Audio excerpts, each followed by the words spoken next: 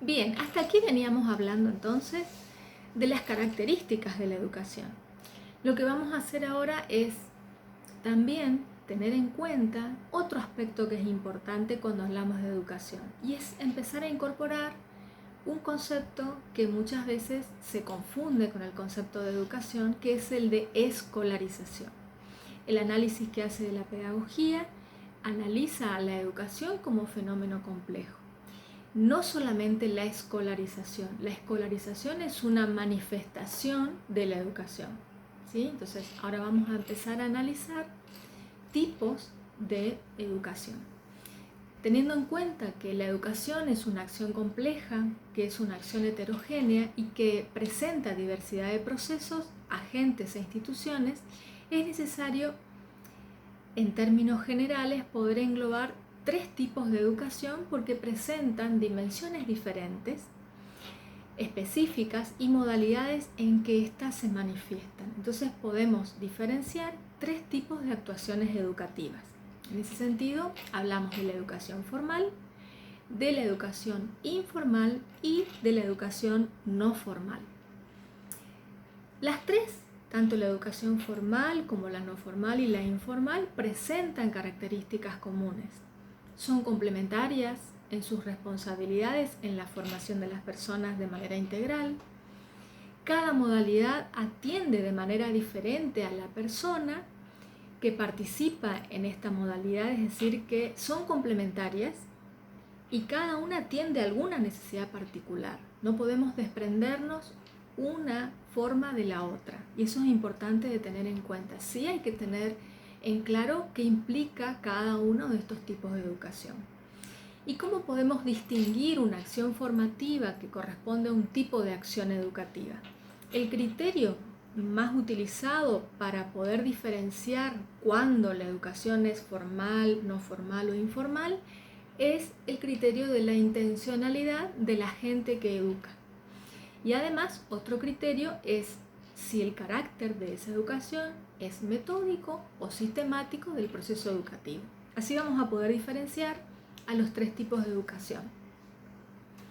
Empezando por la educación informal, que es la más fácil de distinguir, vamos a decir que respecto a la intencionalidad educativa, las acciones educativas en la educación informal, las acciones no son intencionales, o sea, no hay una intención de educar, se educa por acción de presencia. Respecto al carácter metódico, las acciones educativas en la educación informal son asistemáticas, es decir, se presentan en algunas oportunidades y en otras no. No hay intención de educar. Allí se encuentra muy claramente la acción que realiza la familia, que pertenece a la educación informal. La familia, otros agentes educadores como los medios de comunicación, no tienen la intencionalidad educativa, no tienen la sistematicidad, no están organizadas sistemáticamente, no tienen el objetivo prioritario de educar. Educan por acción de presencia, están presentes y generan educación por procesos de imitación. Entonces, esto es importante de tener en cuenta. Ahora vamos a la educación formal. La educación formal, que comúnmente es conocida como la escolarización o la escuela, la educación formal es la que constituye una forma colectiva y presencial de enseñanza y aprendizaje. Bueno, ahora también vemos otras modalidades, no solamente presenciales, pero generalmente esa educación formal se presenta en un formato colectivo y presencial. Se imparte en un espacio propio que es la escuela y además implica tiempos prefijados de actuación, es decir, un calendario, un espacio, un tiempo en el cual se organiza esas prácticas educativas.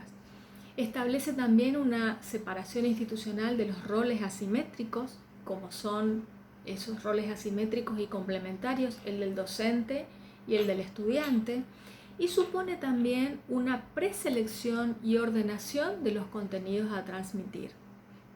Eso es importante de tener en cuenta porque es propio de la educación formal. Por otro lado, aparece la importancia de la acreditación. La acreditación de la educación formal implica esa organización en distintos niveles que son consecutivos, que no se pueden saltar y que finalmente constituyen o finalizan con una acreditación que sirve para la integración al sistema formal, al sistema económico formal. Sin embargo, la educación no formal, que es el último formato que vamos a ver, pretende desarrollar también las facultades intelectuales, morales y físicas de los sujetos, pero desde fuera del ámbito institucional escolar, al margen de las regulaciones del sistema educativo.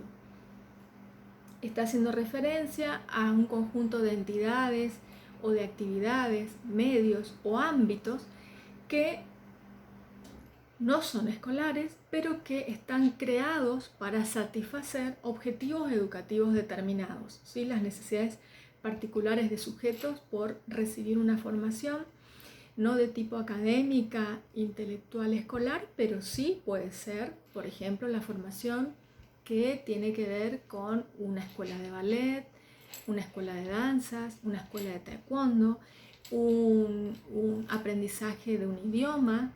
Entonces, todo esto se constituye en un conjunto de procesos, de medios y de instituciones diseñadas en función de objetivos de formación o de instrucción que no están dirigidos a la provisión de grados propios del sistema educativo escolar reglado, pero que sí intentan satisfacer las demandas propias de los sujetos por una formación que el sistema escolar no brinda y que lo puede hacer el sistema no formal. Entonces, hay diversidad de funciones, hay diversidad de instituciones, de agentes, de métodos y de procedimientos que ayudan a caracterizar a esta educación no formal.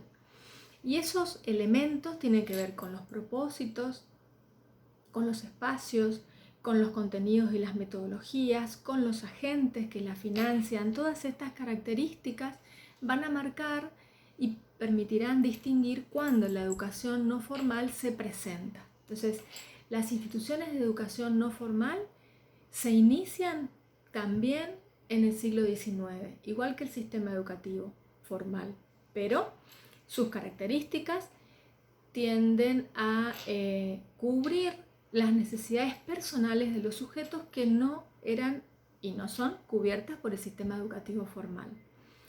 En ese sentido, hay tipos de instituciones de formación social y cultural y deportiva que son pensadas desde este conjunto de instituciones de educación no formal.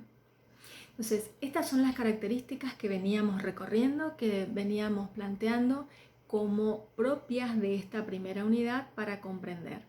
Lo importante es que ustedes puedan, a partir de ahora, hacer su trabajo, realizar sus preguntas, sacarse las dudas, consultar con los textos, consultar con el equipo docente.